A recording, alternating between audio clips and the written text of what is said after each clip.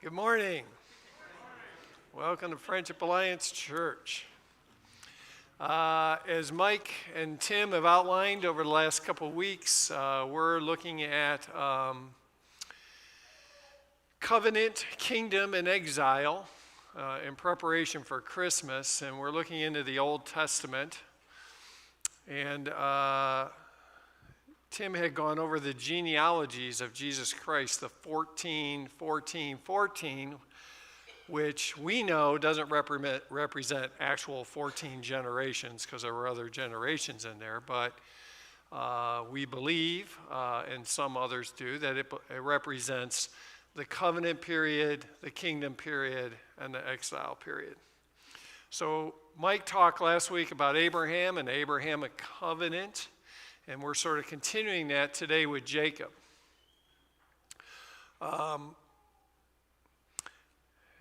If you know anything about Jacob, we're going to be like really flying along because we're going to cover all Jacob's life in the next 2 hours and 20 minutes. Just kidding. Hopefully 35, 40 minutes, but we'll see how it goes. I call it a jet flight over Jacob's life. We're going to be flying over, or make a few landings and then move on because he had a pretty productive life.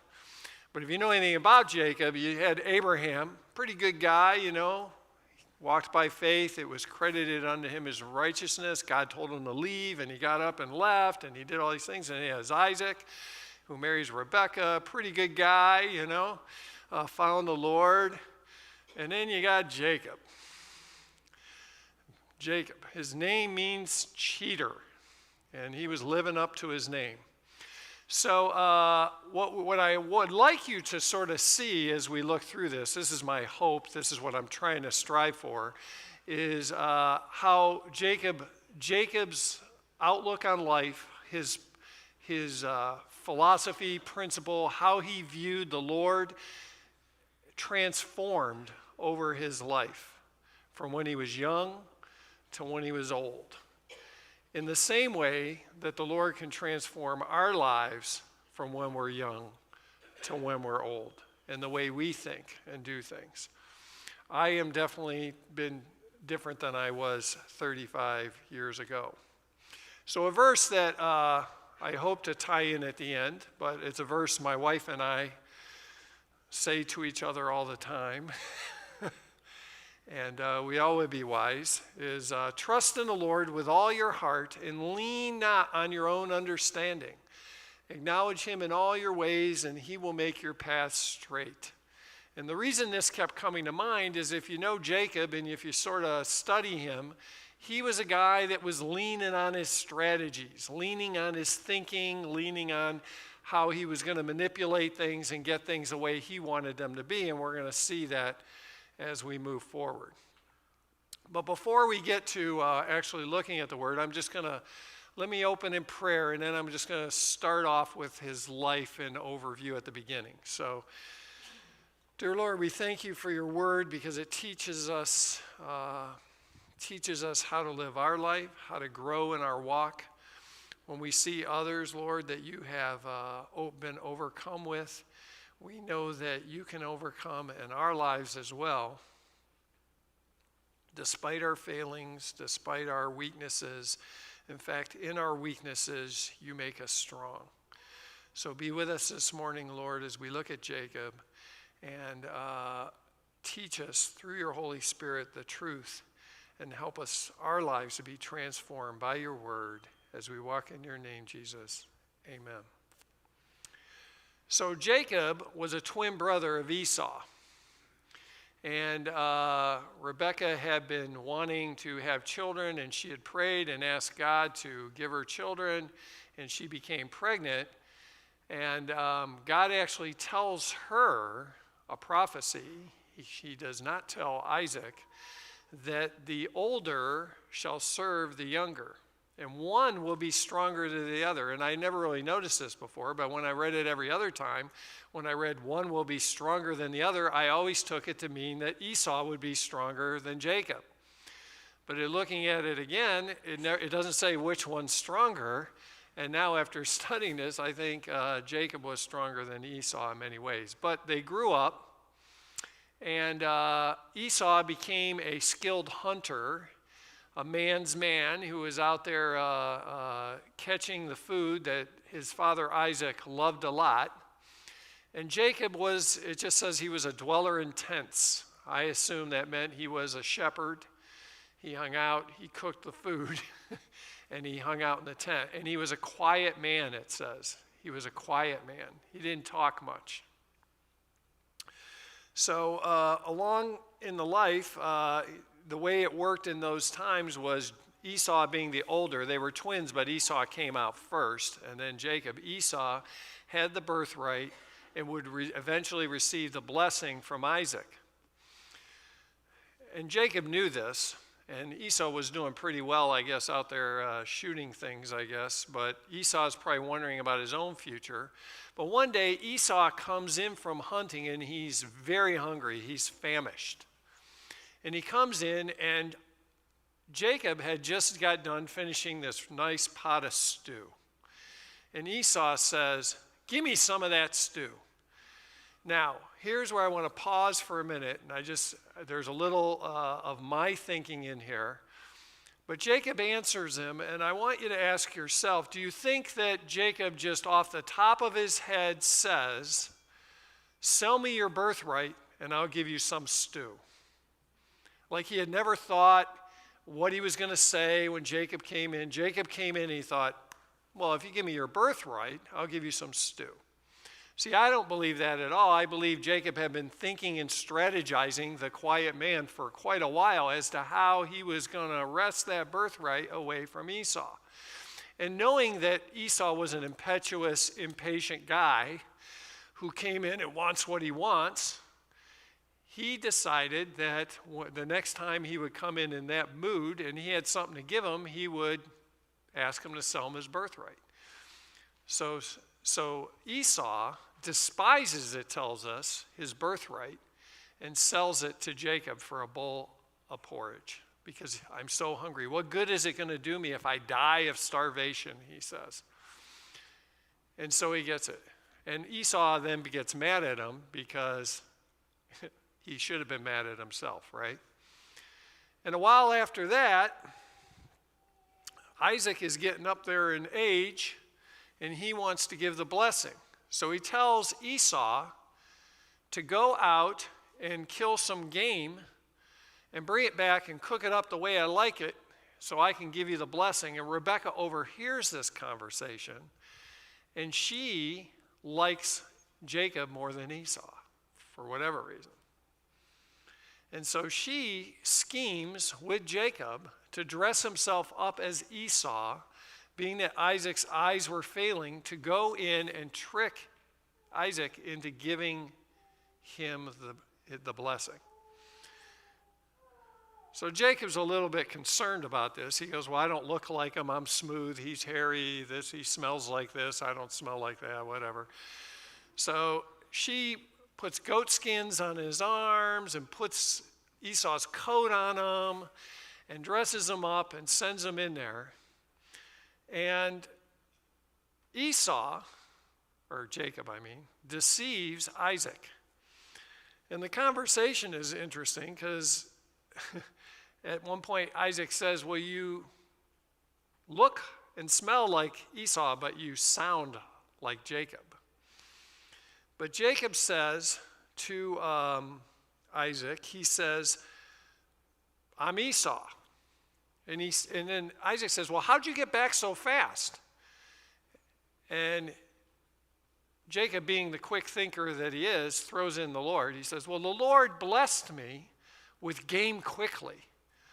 So I was able to bring it back and get it for you real quick. And he goes, and then he asks him point blank, are you Esau? And Jacob says, yes, I am. So he deceives and lies and cheats to his own father to get the blessing, and Isaac then gives him the blessing. Now, I don't totally understand the cultural implications of how this worked, but what you can learn when you read the Bible is that once Isaac had given the blessing to Jacob, even by deceit, it was given. So let's pretend you're Esau, who walked in, it says in the Bible, almost immediately after Jacob had walked out and said to Isaac, hey, here I am. I got the game. You're going to give me that blessing now. And they immediately realized the ruse. So this is Jacob the cheater, Jacob the deceiver, Jacob the conniver, the one who has thought all this stuff through and has been able to manipulate this. And suddenly he's in hot water, though, with Esau. And Rebekah hears Esau say that as soon as Dad's like a little bit on the side, I'm going to go kill Jacob so I can get what's mine and what was stolen from me. So she tells both Jacob and Isaac this, and Isaac tells Jacob to go away, to leave. Go to your uncle Laban's house and live there until Esau's appeased. So he gets his rations, he gets his stuff, and this is where we're going to meet Jacob for the first time. He's on his way to Laban's, and he's traveling a few days. He's been out a few days. He finds a spot, any spot, and says, I'll rest here for the night. And this is what happens. So Jacob left Beersheba and went toward Haran. And he came to a certain place and stayed there that night because the sun had set. Taking one of the stones of the place, he put it under his head and lay down in that place to sleep. So up to this point, it's just a dark night. He's all by himself. He's probably tired from traveling all day. He grabs a rock, puts it under his head. It's all quiet, and he goes to sleep. And he dreamed, and behold, there was a ladder set up on earth, and the top of it reached to heaven. I want you to remember that. And the top of it reached to heaven. And behold, the angels of God were ascending and descending on it. And behold, the Lord stood above it and said, I am the Lord, the God of Abraham, your father, and the God of Isaac. The land on which you lie, I will give to you and to your offspring. Your offspring, and now he's repeating the covenant, shall be like the dust of the earth, and you shall spread abroad to the west and to the east and to the north and to the south. And in you and your offspring shall all the families of the earth be blessed. And Mike spoke last week about the offspring. Behold, I am with you and will keep you wherever you go. And I will bring you back to this land, for I will not leave you until I have done what I have promised you. Now there's a key. I will not leave you until I have done what I have promised you. Then Jacob awoke from his sleep and said, surely the Lord is in this place, and I did not know it. And he was afraid and said, how awesome is this place? So he has his dream, and it's, if you've ever heard of Jacob's ladder, angels going up and down and descending, and God up there giving him the covenant blessing again. Now, up until this point, we know we just said who Jacob was and is. And so he sees this, or has his dream, and it sort of makes him afraid, freaks him out a little bit. And so then he utters a prayer, or a vow, depending on how you want to look at it. And I want you to think about this prayer. This is none other than, this is what Jacob says, this is none other than the house of God, and this is the gate of heaven. So early in the morning, Jacob took the stone that he had put under his head and set it up for a pillar and poured oil on the top of it. He called the name of that place Bethel, but the name of the city was Luz at the first. Then Jacob made a vow, saying, if God will be with me and will keep me in this way that I go, and will give me bread to eat and clothing to wear, so that I come again to my father's house in peace, then the Lord shall be my God, and this stone which I have set up for a pillar shall be God's house. And of all that you give me, I will give you a full tenth. Now, on the face of it, you say, wow, that's a nice prayer. But let's think about it again from the way that Jacob viewed the world. Jacob viewed the world as a transaction. I give you, and you give me. I give you the porridge, you give me the birthright. I trick you, you give me the blessing. He's got strategies. And think about this as if then. Do we go to the Lord and say, well, if you do these things, then I will do these things? And we do. I half expected him to say, and Lord, won't you give me a Mercedes-Benz, right? It's almost like I'm making a deal with God here. Now, he's still youngish. Like I said, he hasn't been found the Lord. But he says, if I do these things, you can do these things for me. If then. And he's making this transaction. And most of your commentators are not too rough on Jacob, but I sort of put myself in his shoes and say, well, have I not done that? Have I not said, well, God, if I follow all the right things, certain things are going to happen, right? Even if I don't say it, I think it. I did all the right things for my kids, and now they don't like me. Right? I did all the right things at work and I didn't get my promotion. What is wrong? Lord, I do all the right things for my wife. Oh, no, we won't go there.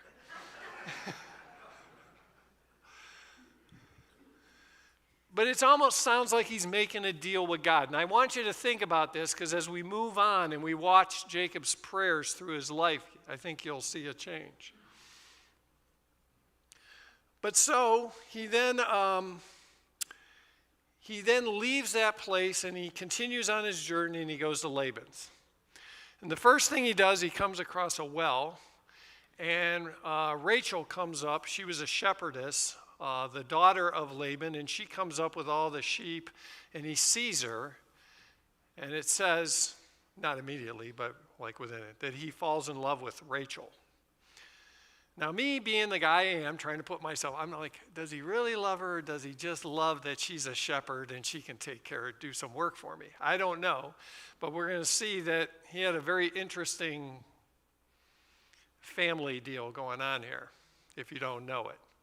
So he goes to Laban after a few days. Laban welcomes him there and says, come work for me. But he says, give me your daughter Rachel. And Laban says, sure, I'll give you her. Again, transaction time. What are you going to give me? And he says, I'll give you 7 years of labor for Rachel because I love her. And it says in the word that he loved her so much that 7 years seemed like a few days. So after 7 years, Jacob gets deceived by Laban, who slips Leah in instead of Rachel, the older sister. Now, somehow Jacob doesn't notice this till the next morning. I'm not sure how that could be, but I read a lot of things about Mideastern customs and dressing from head to toe and this and that. But anyways, he then gets very angry at Laban and says, hey, you deceived me. Isn't it the way we are that we see in others what we see in ourselves? You deceived me, you tricked me. And Laban just says, hey, it's not our custom to marry off the younger daughter before we marry off our older daughter. So I gave you the older, but you can have the younger too. And so, but you got to work another 7 years. So Jacob agrees. After the week is done with Leah, he gives her Rachel, and now Jacob has 2 wives. So as time would have it, there in that land, while he worked these 14 years and another 6 years after that, so Jacob was there for 20 years, that Rachel was barren, had no children. Leah, on the other hand, began to have sons. And so she has 3 sons right off, and there becomes a little competition here. And then Rachel gets very upset that she's not having any children. So again, she offers up her servant, Bilhah, and says, well, have children through her since I'm barren. And so Jacob, I guess, I don't know how this all worked, but there's a lot of competition going on here. You got to go read it for yourself. So he goes into Bilhah, and she gets pregnant. And then Leah sees this, and so she offers up her servant Zilpah. And this goes on for a time until Leah has 6 sons, Zilpah has 2, Bilhah has 2, and Rachel has 1 at this time, Joseph. And because Rachel had Joseph, Joseph was Jacob's favorite. In fact, and he was the youngest at the time, so he was the favorite, and Jacob gave him a special coat. Okay, we're going into Broadway here and Technicolor dream coats and stuff like that, but he gives him a special coat. And at the end of this time of 20 years, God appears to Jacob and says, I want you to go back to the land where you came from. It's time to go back. I will take care of you, and I will watch over you, but it's time to go back to where you came from. So Jacob prays before he goes. And we're going to compare, I want you to personally just prepare these prayers as we go through. And Jacob said, O God of my father Abraham and God of my father Isaac, O Lord, who said to me, return to your country and to your kindred, that I may do you good. Go back to where Esau is, back to Canaan. I am not worthy of the least of all the deeds of steadfast love and all the faithfulness that you have shown to your servant, for with only my staff I crossed this Jordan, and now I have become 2 camps.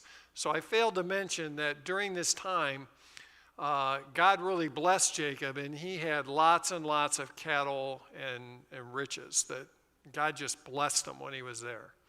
He blessed Laban too through Jacob. Please deliver me from the hand of my brother, from the hand of Esau, for I fear him, that he may come and attack me, the mothers with the children. But you said, I will surely do you good and make your offspring as the sand of the sea, which cannot be numbered for multitude. So you can see that Jacob has made some progression here in trusting the Lord.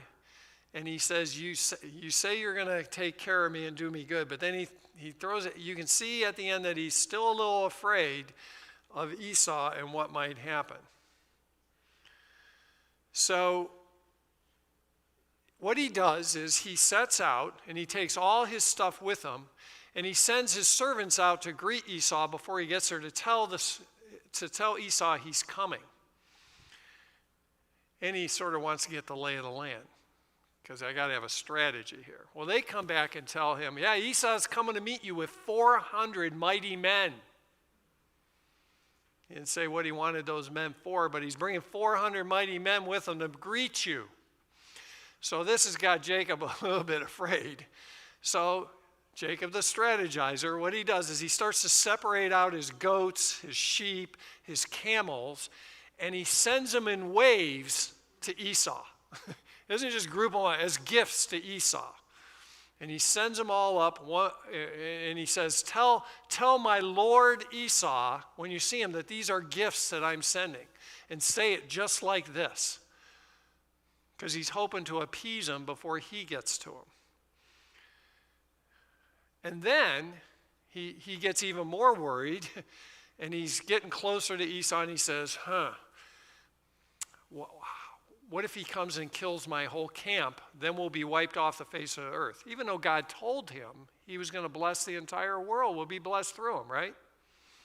So he separates out 2 camps of this group and that group, because if they wipe out the one group, the other group will escape.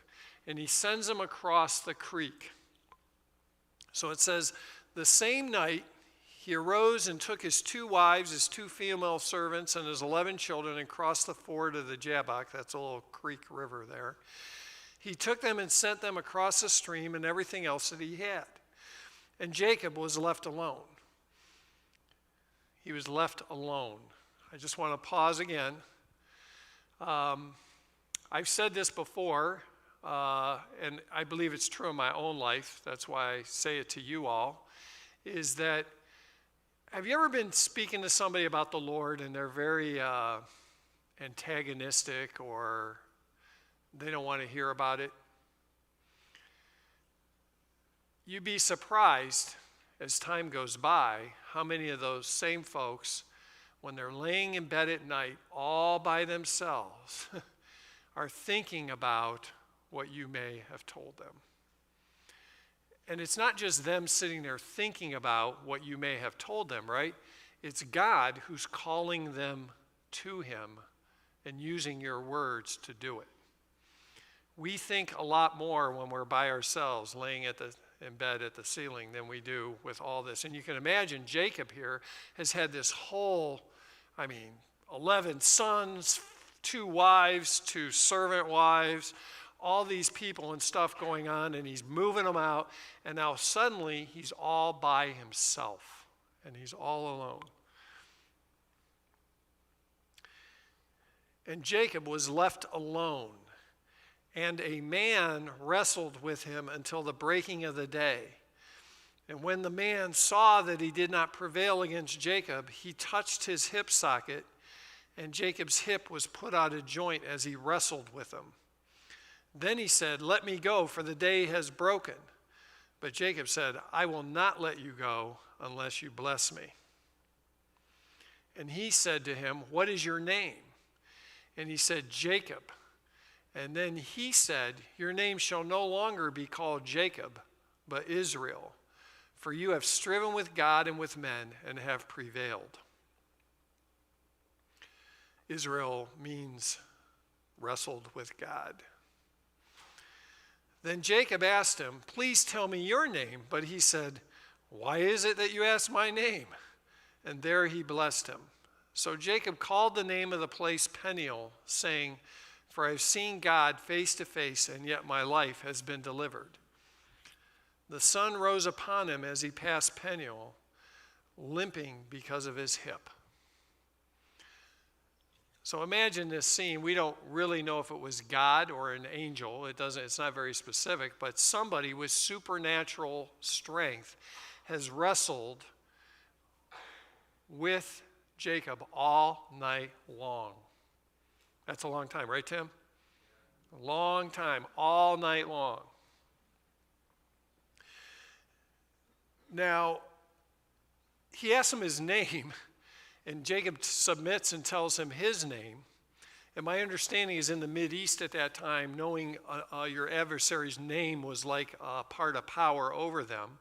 And so he asks his opponent his name. He says, "Why do you ask me my name?" And I looked at that and I'm like, why won't he answer, this is who I am? Well, he actually had already answered it when he says, "Your name shall no longer be called Jacob, but Israel, for you have striven with God and with man," or you have wrestled with God and you've prevailed. He already answered that question. I don't need to tell you my name. I am God who you're wrestling with. Now you might say, well, come on, God would have pinned him, right, Tim? Pinned him right down. And I thought about this, and this is me. I have 6 children, and with almost every one of them I can remember, and it just happened last week, this is why it came to mind, where Lily is sitting over there, and if you know Lily, sitting over there is not what Lily wants to do. And she had been particularly rambunctious last Sunday morning, so I was holding her on my lap, and I had a grip on her. She was not going to go anywhere.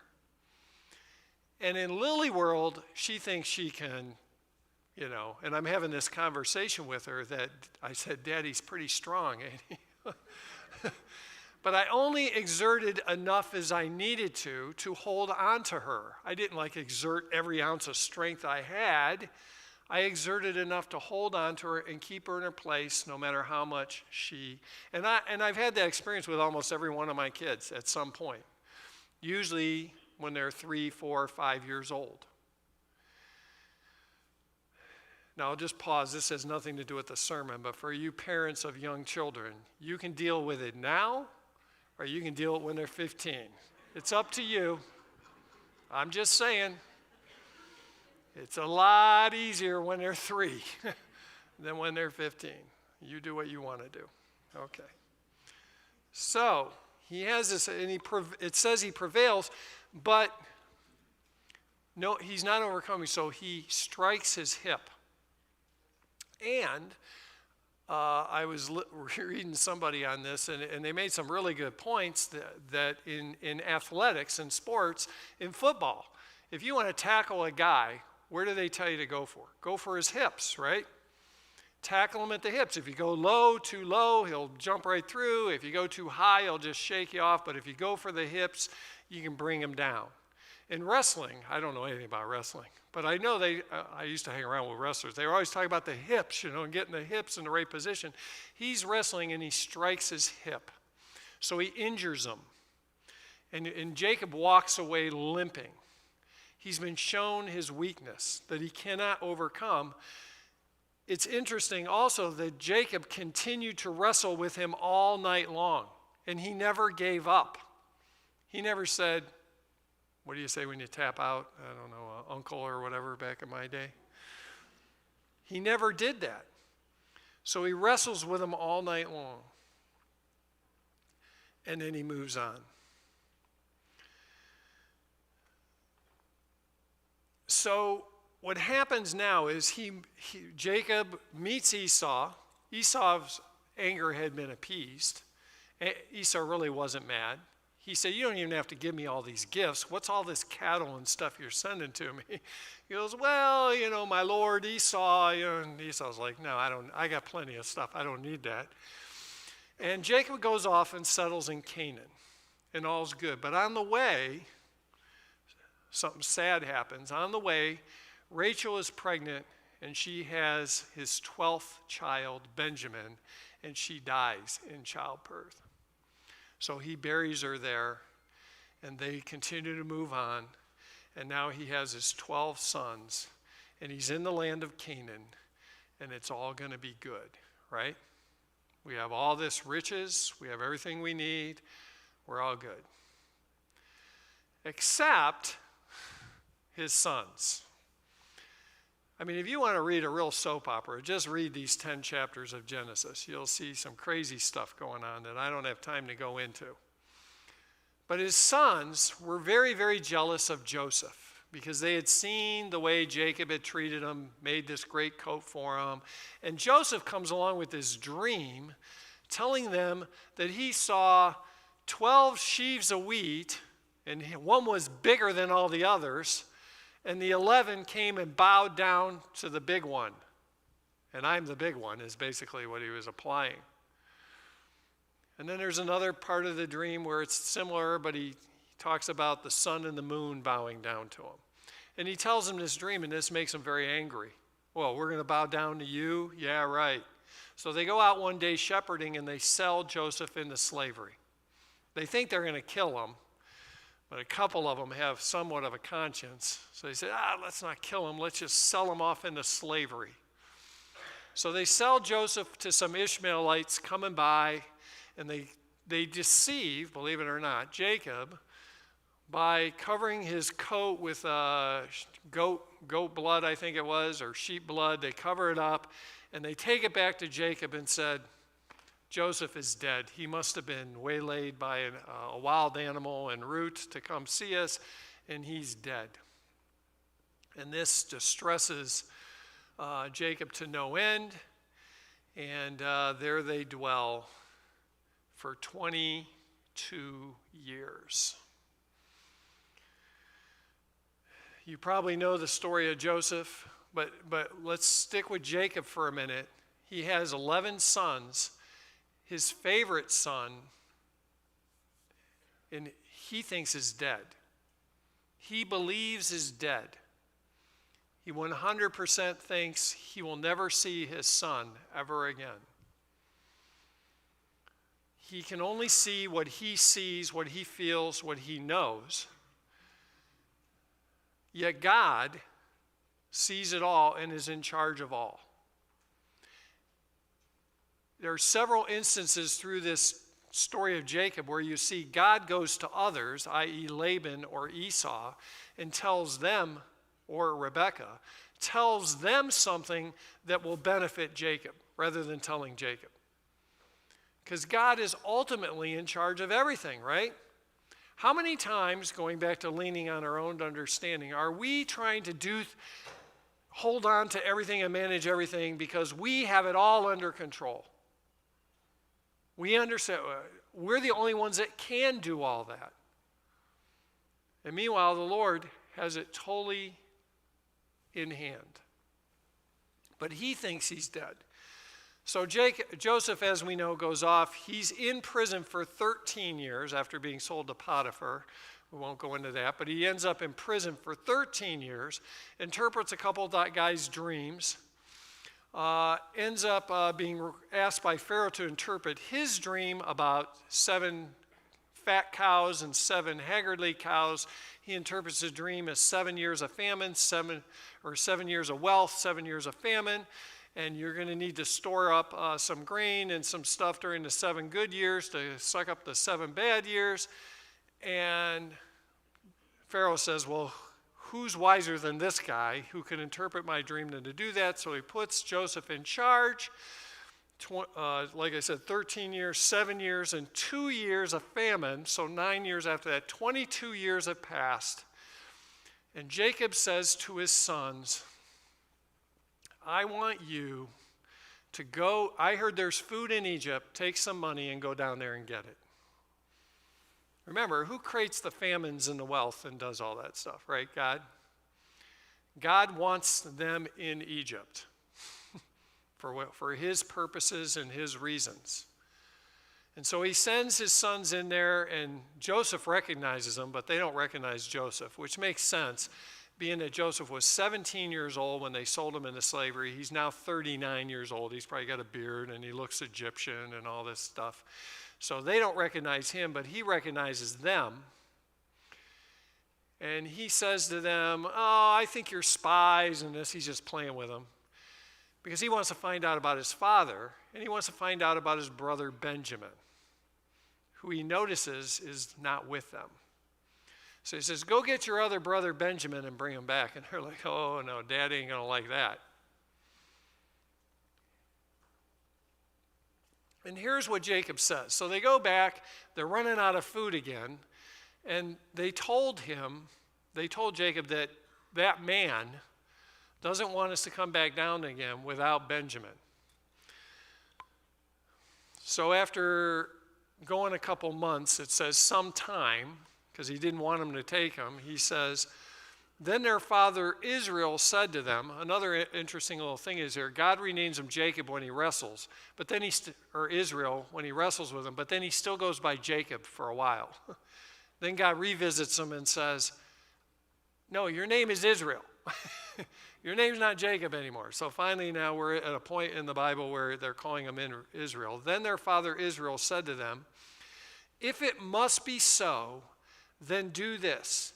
Take some of the choice fruits of the land in your bags and carry a present down to the man, a little balm and a little honey, gum, myrrh, pistachio nuts, and almonds. Take double the money with you. Carry back with you the money was returned in the mouth of your sacks. Perhaps it was an oversight. Joseph had taken all their money they paid for food with and put it back into their sacks without them knowing it and sent them back.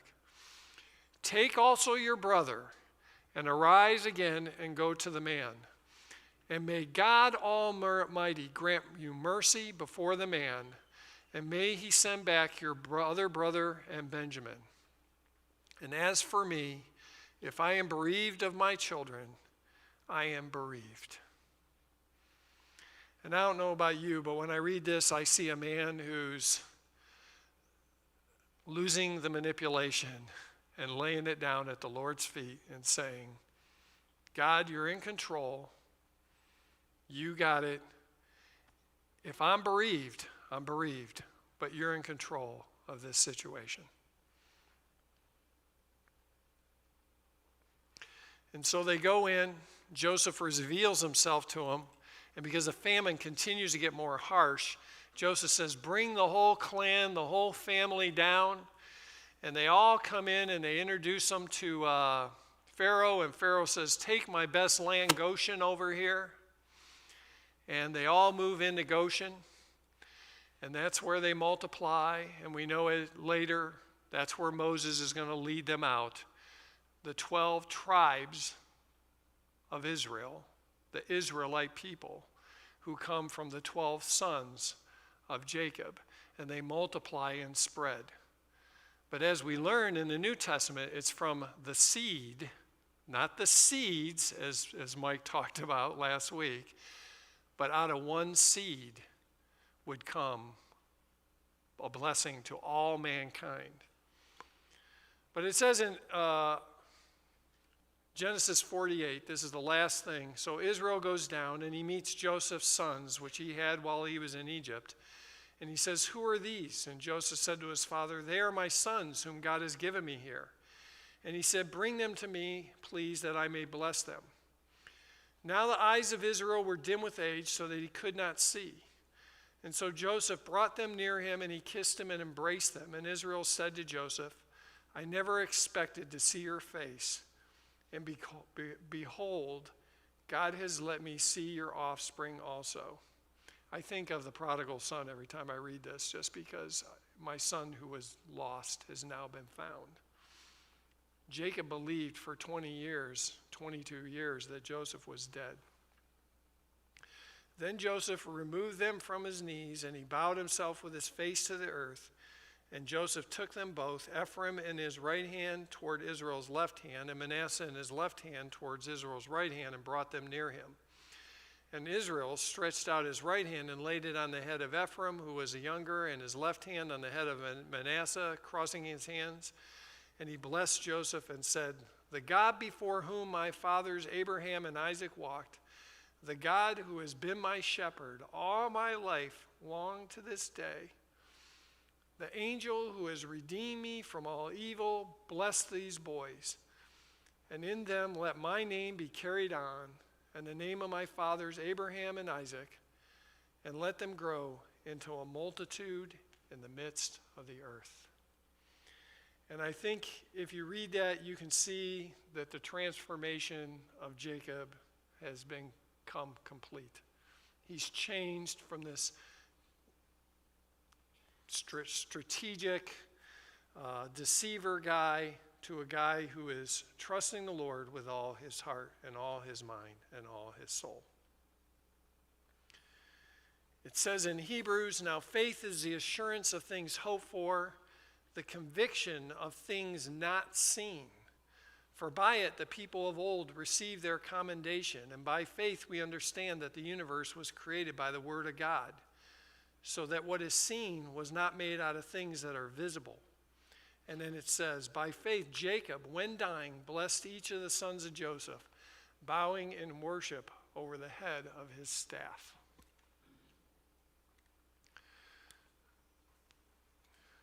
I'm again tell some of you a story that some of you have heard before, but I know a lot of you have not. But I think it's you've heard me say this before, when we read the Bible, we should put ourselves not in the best light all the time as being the good guy. When we read the parable of the Good Samaritan, we should put ourselves in the shoes of the priest who crossed the street, of the robbers. Not, oh, we're the Good Samaritan, because that's what we tend to do. So this is from my own life. Me being a devout elder at Friendship Alliance Church who does no wrong and is always spiritual and faithful in all that I do. This is about 8 years ago, and some of you have heard this story, so forgive me, but it kept coming to mind all week. My daughter Emily, some of you know my daughter Emily. She graduates from high school, and she's 18. And because Emily being Emily, She didn't fill out all her paperwork. She wanted to go to Moody Bible Institute in Chicago, but she missed some paperwork or something like that because that's the way Emily was. So she was going to have to wait a year. So she comes to me and she says, I want to go. Now, mind you, she's 18 and a half. She graduated like 3 weeks ago or 2 weeks ago. And she says, I want to go somewhere in Africa on a mission. And I said, well, what? And she didn't have any details. And in my mind, this is not what came out of my mouth, but what in my mind was, there is no way you are going to Africa on any mission, anywhere, anytime. But being the good dad that I am, I didn't want to like totally squash her. I thought it would just run its course and it would go away. So I said, well, I need a lot more information than just you want to do that. Well, she goes to YWAM, if you've heard of Youth with a Mission, and she gets information from them. And then she tells me there's a mission in Athi River, Kenya, this little town in Kenya. And she wants to go there, and I'm like, oh gosh, this is getting serious.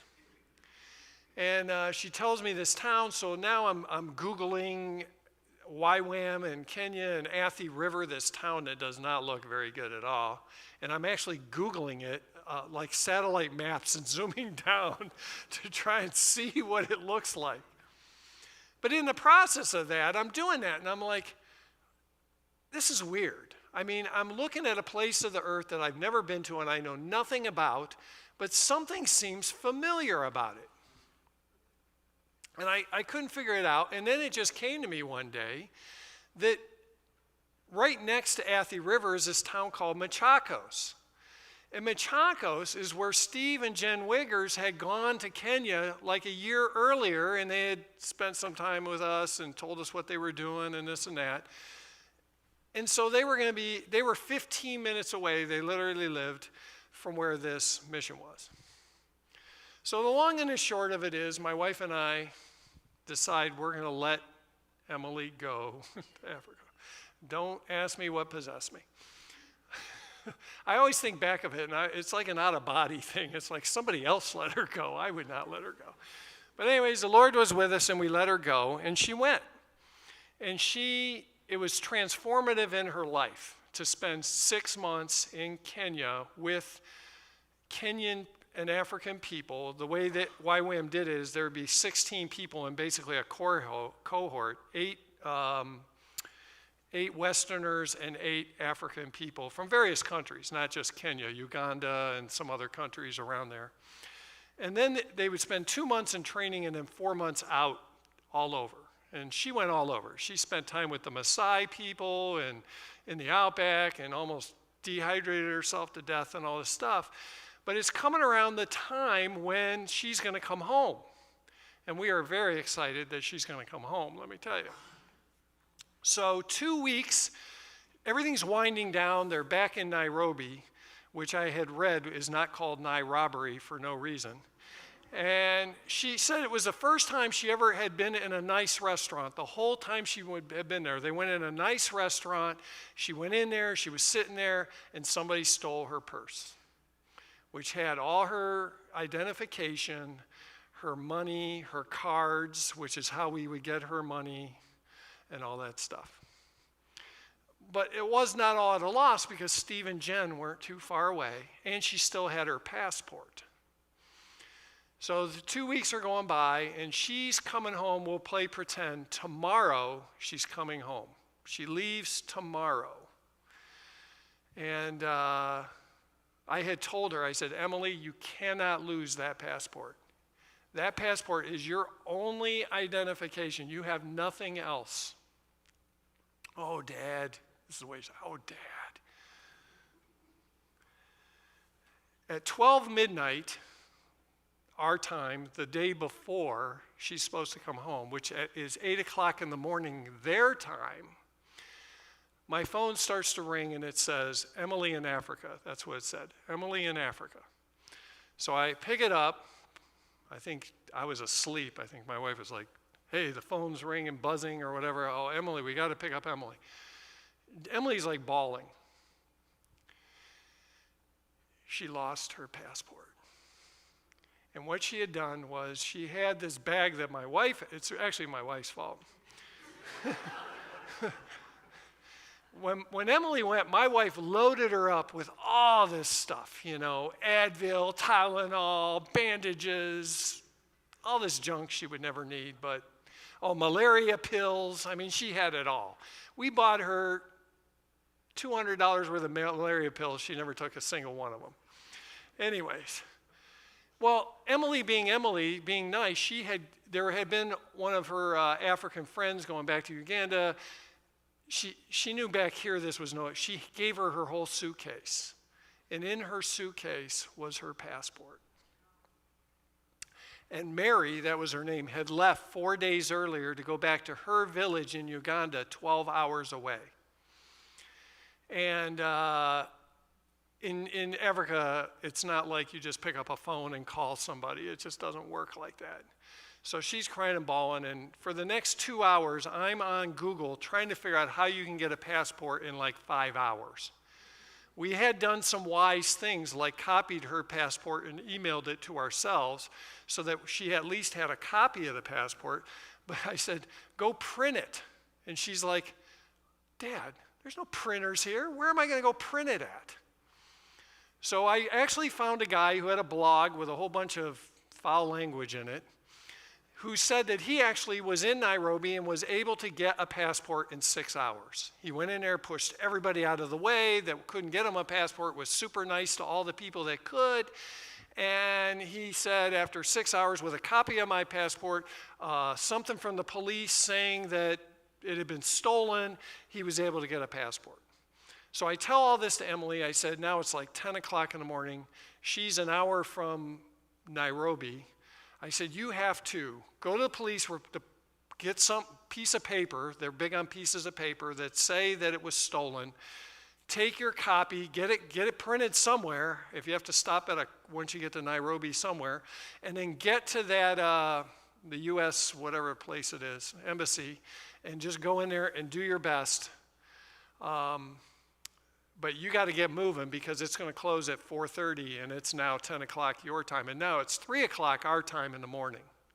And I'm like this.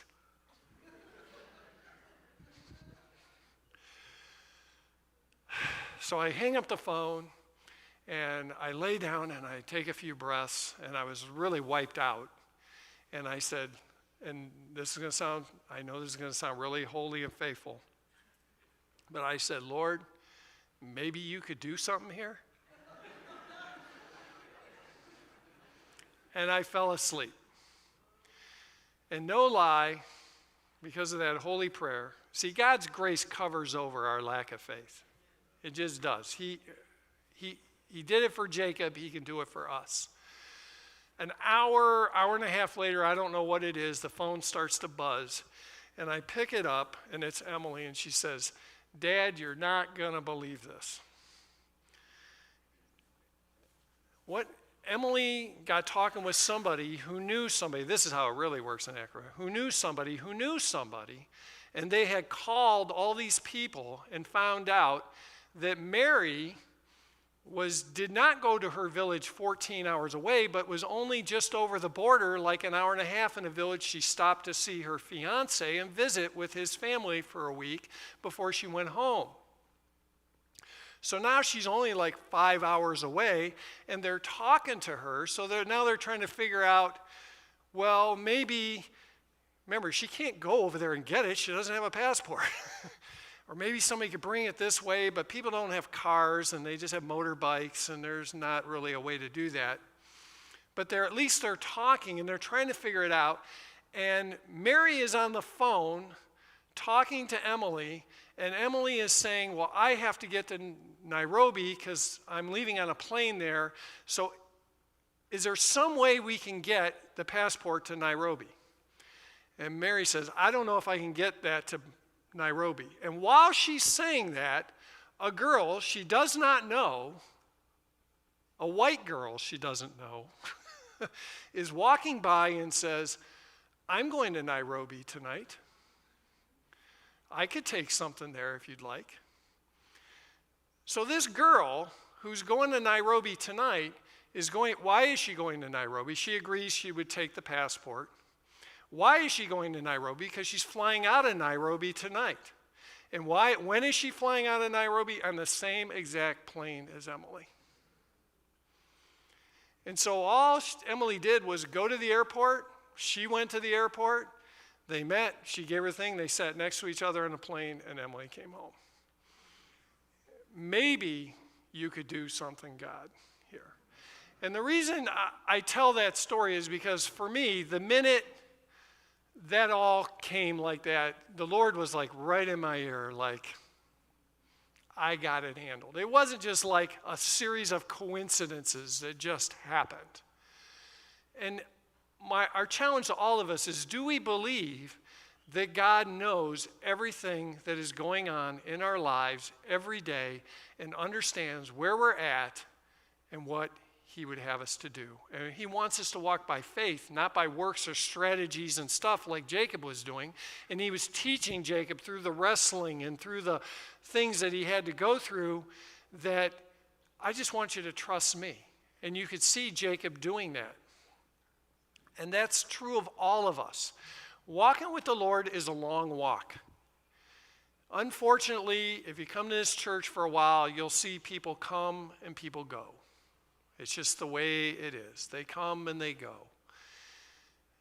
If you're going to walk with the Lord for your whole life, and I don't care if you come to this church, it's not about our church, but you need to be involved in it. You need to be part of a church and walk every day of your life.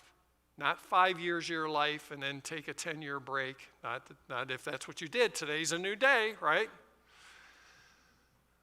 I remember my wife and I 30 years ago, we were every other weekers, sometimes once a monthers.